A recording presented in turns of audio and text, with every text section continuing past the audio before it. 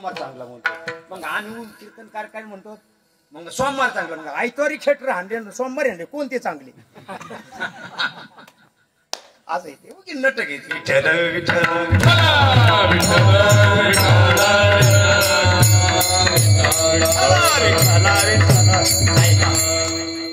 प्रपंच करीत परमार्थ केलेला चांगला, आणि परमार्थात प्रपंच करणं हे थोडं गौण आहे.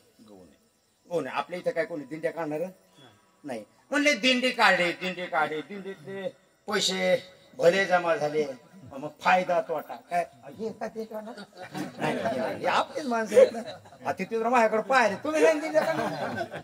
विठ्ठल विठ्ठल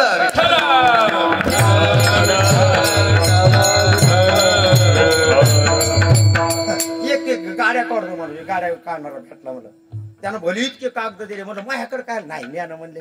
आणि तुम्ही माणसं पहा, माणसं जर आपल्याकडे तुम्ही काही आणले, तुम्हाला फुकट नव्हतं तीर्थयात्रेला, लोक कोणाला जायचे तीर्थयात्रेला. आलं लक्षात. म्हणजे गाड्या करायच्या म्हणजे हा परमार्थात काय प्रपंच.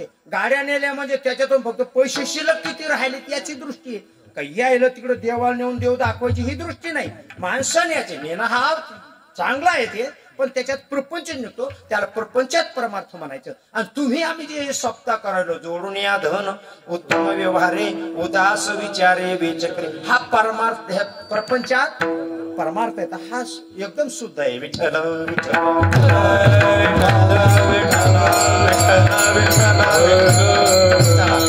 गोष्ट अशी आहे की देव असा तो करो याची महाराज म्हणजे ना, याची म्हणजे जवळची, आणि तो जरा लांब चला फलकट, तो संताने संसाराला ते असं लांब चल फलकट, तो असं लांब दर्शवला, आणि देव जवळचा तो हा म्हणजे देव. हे तो एक संता, हे तो म्हणजे इथं जवळ आला, परमार्थ देव जवळ आहे आणि प्रपंच लांब आहे. पण आता याच्यात जर मेळ नाही लागला तर माणसं याचा काय करायला कालवा. याच्याबद्दल ज्ञानोबारांनी कशी दृष्टी दे, विधी निषेधाचे खिचटे करुणे खाता बुद्धी चेष्टे, असं ज्ञानोबराय म्हणतात. ते कालवा करतात. कालवा करू नये.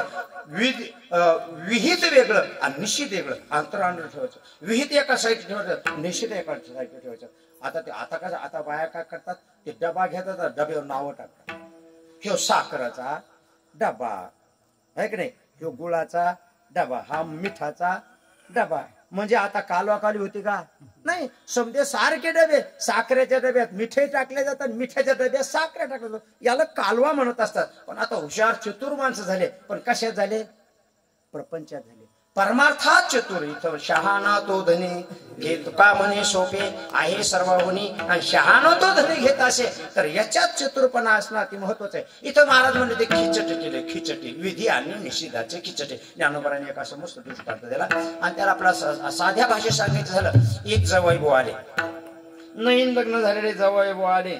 जवाईबो आल्यावर मग जवाईबोला भात केला खायला, कायचा चटकन होणारा भात कोणता, शेवळ्या चटकन, कुकरात तर लगेच वरच्यात होत आहे का नाही, शेवळ्याचा भात. आता भात असा केला,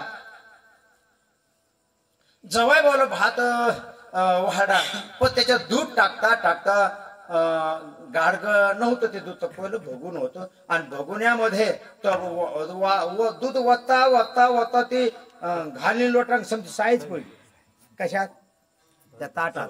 आता ताटात साय पडल्याच्या नंतर आता सासूबाईला महाराज म्हणतात शेण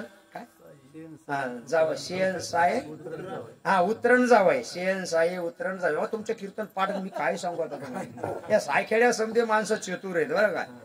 आता काय सांगा आता जसं येईल तसं मी सांगेल.